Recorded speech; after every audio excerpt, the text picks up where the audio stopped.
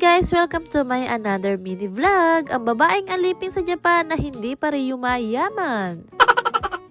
Nauna pa nga si anak sa alarm ko, alas 9 ako nag-alarm pero alas 8 pa lang gising na siya, kaya bumangon na kami. Kaya pala maaga siya nagising, nakaramdam na pala siya ng gutom, kaya nahingi na siya kaagad sa akin ng tinapay sa kagatas. Pagkatapos nga niyang kumain ng tinapay, binigyan ko pa nga rin siya ng kanin para makakain siya ng umagahan. Habang kumakain nga si anak, inaasikaso ko naman yung babaunin niya sa therapy. At dahil wala nga pasok si anak sa umaga, therapy nga lang din siya ngayon, kaya kailangan niya magbaon ng tanghalian. Kada nagagawa nga ako ng babaunin ni anak sa therapy, lagi ko nga dinadagdagan yung ulam kaysa sa kanin. Hindi niya kasi kinakain yung kain lalo na pagka walang sabaw, kaya mas lagi kong dinadagdagan yung ulam para kahit papaano naman ay hindi siya magutom. Kaya lagi ko rin siya pinapakain ng kanin sa umaga. Habang nakasigang nga yung ulam ni anak, ay hinugasan ko na nga itong mga plato para naman walang nakatambak dito sa lababo namin. Nakatapos na nga rin akong gumawa ng baon ni anak at napaliguan ko na rin siya. At meron pa nga rin akong 30 minutes bago ko siya ihatid sa baba, kaya naglinis muna ako ng bahay. Inumpisahan ko na nga muna yung sahig namin dahil nalobat nga yung backyard namin, kaya ayan, pinano-mano ko na lang ng map yung mga buhok.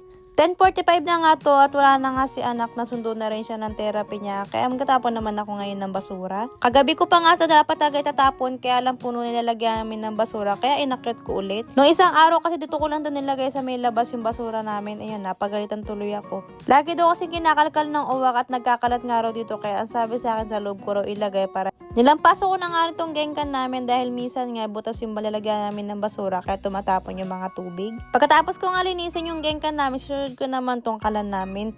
Wala rin naman kasi akong pasok sa trabaho at wala rin naman akong lakad, kaya taong bahay muna ako ngayon.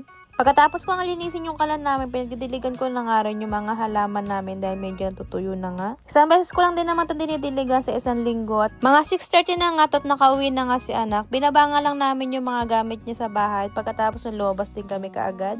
Inaya ko nga lang si anak bumili ng toyo dahil naubusan na nga kami ng toyo. Malapit lang din naman yung sari-sari store dito sa amin. Ayaw pa nga sumama ni anak at ang sabi ko nga sa kanya bibili rin kami ng tsake. Kaya kita mo ayan, kumakaripas talaga ng takbo. Halos isang buwan na rin kasi siya hindi nakakainom ng tsake, kaya ayan, sabik na sabik. Alam na alam niya kung saan siya pupunta.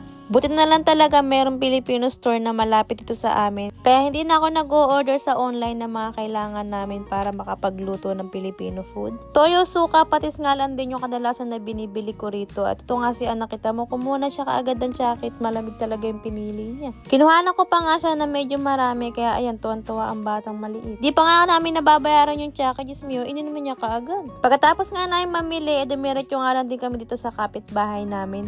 First time nga namin magpunta dito na hindi umiiyak si anak. Tuwing pupunta kasi kami dito, lagi siya umiiyak at ayaw niya talaga magpunta dito. Mga 30 minutes nga lang din kami nagtagal dito at pagkatapos nga dumiretso lang kami kanina sa Tamade para bumili ng gatas. Pagka uwi nga namin, pinakain ko na nga kaagad si anak ng hapunan. Pagkatapos na nilinisan ko na rin siya. At naisipan ko naman ngayon gumawa ng pamputong puti para bukas. Ngayon na nga ako gumawa para bukas naman ay i-steam na lang.